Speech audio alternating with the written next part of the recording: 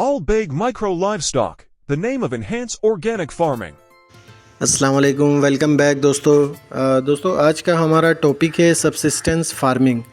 Subsistence farming दोस्तों ये farming होती है ऐसी कि जो हम अपने घर के अपने ज़रूरत के लिए हम जो फार्मिंग करते हैं, हार्वेस्टिंग जो काश्तकारी हम करते हैं अपने खाने के लिए, वो सबसिस्टेंस फार्मिंग कहलाती है दोस्तों।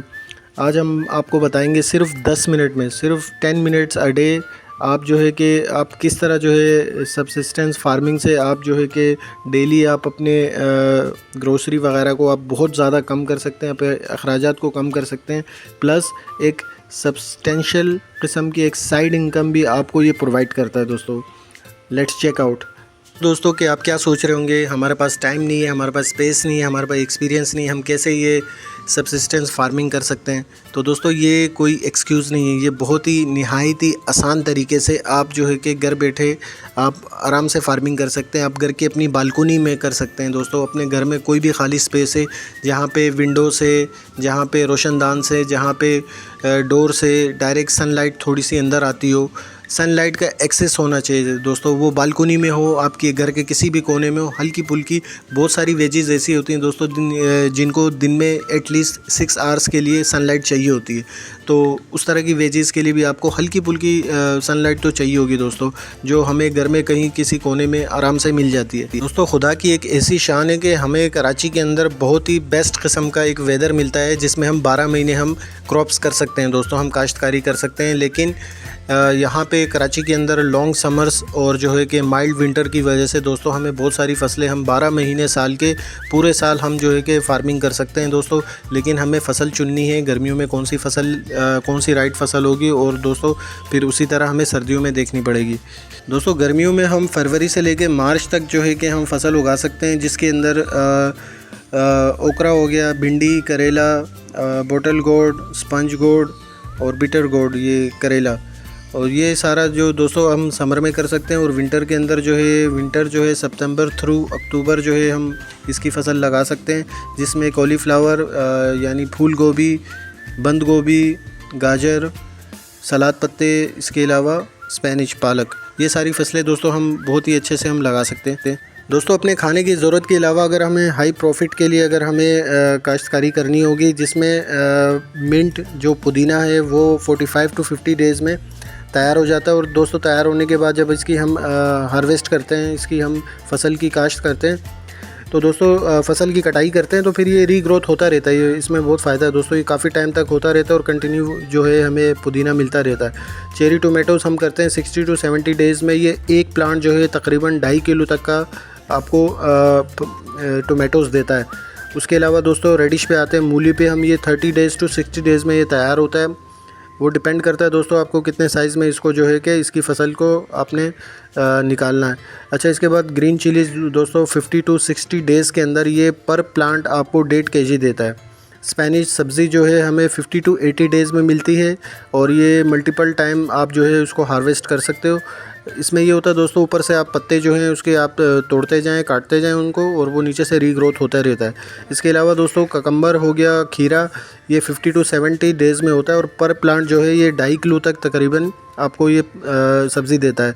और इसके अलावा दोस्तों भिंडी जो है 70 to 90 डेज़ में बनती है, तैयार होती है, और ये रेगुलर हार्वेस्ट कंटिन्यू अगर आप इस पर प्रोड्यूस, अगर आप इसको देखें 90 डेज़ बाद जब इसको आप काश्त कर लेते हैं, 90 डेज़ बाद आप जब इसको फसल को काट उसमें से भिंडियाँ निकाल लेते हैं, तो ये कंटिन्यूस आपको कई हफ्तों तक मुसलसल ये देती रहती है। और सबसे आखिर में दोस्तों ये माइक्रो ग्रीन है, ये सबसे जल्दी तैयार हो जाता है, 7 to 14 डेज़ में ये तैयार हो जाता है। और मार्केट में इसकी जो कमांडिंग प्रीमियम प्राइस है दोस्तों, बहुत हाई लेवल पे इसकी बहुत अच्छी इसकी सेल होती है। अच्छा, इसकी फार्मिंग के लिए आपको कोई बड़ा लॉन या कोई बहुत बड़ी स्पेस नहीं चाहिए होती, बहुत ही लिमिटेड से स्पेस के अंदर आप बहुत आसानी से इसकी गार्डनिंग आप कर सकते हैं, जिसमें वर्टिकल फार्मिंग भी है दोस्तों, गार्डनिंग भी है, और इसके अलावा कंटेनर गार्डनिंग भी है। तो कंटेनर गार्डनिंग दोस्तों, इसके कंटेनर्स आते हैं प्लास्टिक के, उसमें भी आप कर सकते हैं। मिट्टी के जो पॉट्स आते हैं, गमले आते हैं, आप उनमें भी इसकी बहुत अच्छी हार्वेस्टिंग कर सकते हैं। तो इसके बहुत सारे मतलब, अगर आप कोई एक्सक्यूज़ दे रहे हैं तो वो आपका पर्सनल एक्सक्यूज़ है दोस्तों, काम करने वाले के लिए कोई एक्सक्यूज़ नहीं है। अगर आप अपने घर को अच्छे से फीड करना चाहते हैं दोस्तों, ऑर्गेनिक जो है आजकल आपको पता है कराची के माहौल में हर चीज़ केमिकल से भरपूर मिल रही है, ऑर्गेनिक चीज़ें हमें मिलती नहीं है दोस्तों। अगर आप ख़ुद अगर काश्त करेंगे डेफ़िनेटली वो ऑर्गेनिक होगी, बाकी अगर आप कहीं से लेते हैं तो उसका कोई भरोसा नहीं। जब आप अपने घर पे दोस्तों आप जब फार्मिंग करते हैं, कांस्टेंट फार्मिंग करते हैं, मुसलसल आप डेली बेसिस पे आप ईयरली ऑल द ईयर पूरे साल आप जब फार्मिंग करते हैं तो दोस्तों इसमें सबसे अच्छी इसकी बात ये रहती है कि ये आपके पूरे दिन के सिर्फ 10 मिनट लेता है दोस्तों। सिर्फ 10 मिनट का आपको इसको सर्वे करना है और आपका सारा काम हो जाएगा। 2 से 3 मिनट में आपने पानी देना है और थोड़े थोड़े 2-2 3-3 मिनट में मैं ये सारी चीज़ें आपको डिवाइड करके मैं आपको बताता हूँ दोस्तों। सबसे पहले दोस्तों आपका क्विक इंस्पेक्शन होगा 2 मिनट्स का। 2 मिनट्स का आपका क्विक इंस्पेक्शन होगा जिसके अंदर आप पेस्ट देखेंगे दोस्तों, कोई कीड़े वगैरह तो नहीं लग गए, किसी तरह का कोई प्रॉब्लम तो नहीं हो रहा। आप पानी चेक करेंगे, वाटर जो है उसकी सॉइल जो है ड्राई तो नहीं हो गई है। और तीसरा आप दोस्तों ये देखेंगे आपकी फसल देखेंगे आप वो तैयार तो नहीं है, कच्ची है, जैसे भी उसकी कंडीशन आप देखेंगे तो इसमें टोटल आपके 2 मिनट लगेंगे दोस्तों।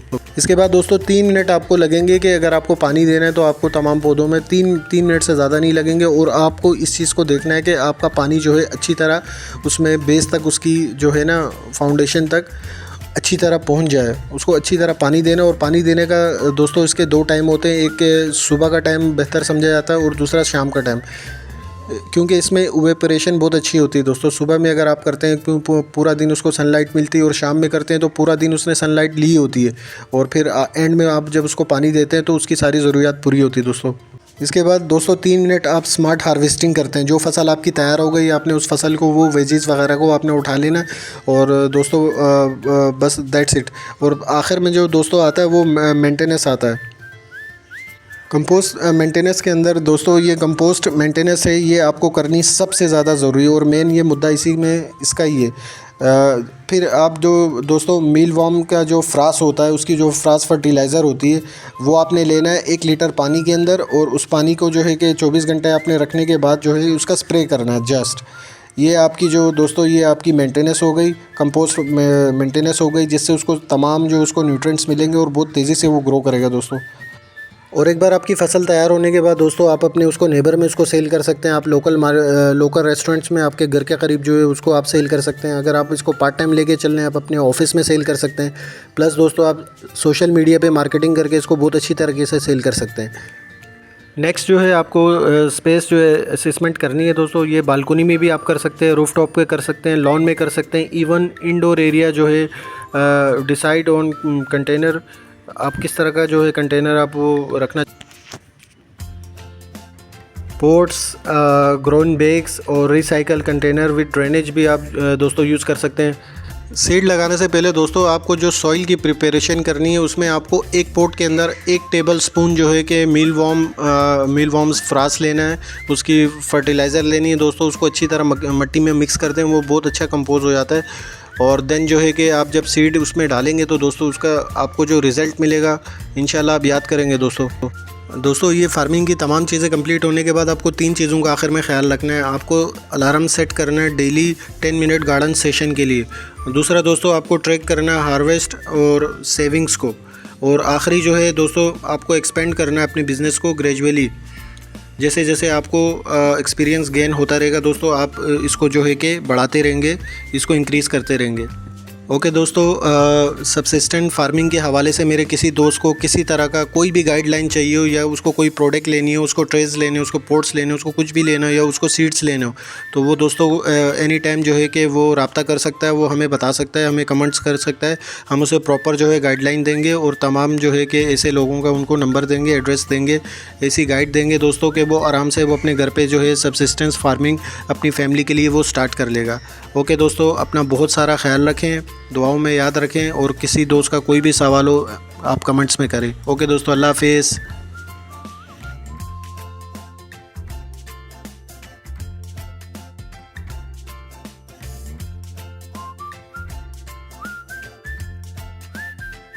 Please like and subscribe All Big Micro Livestock.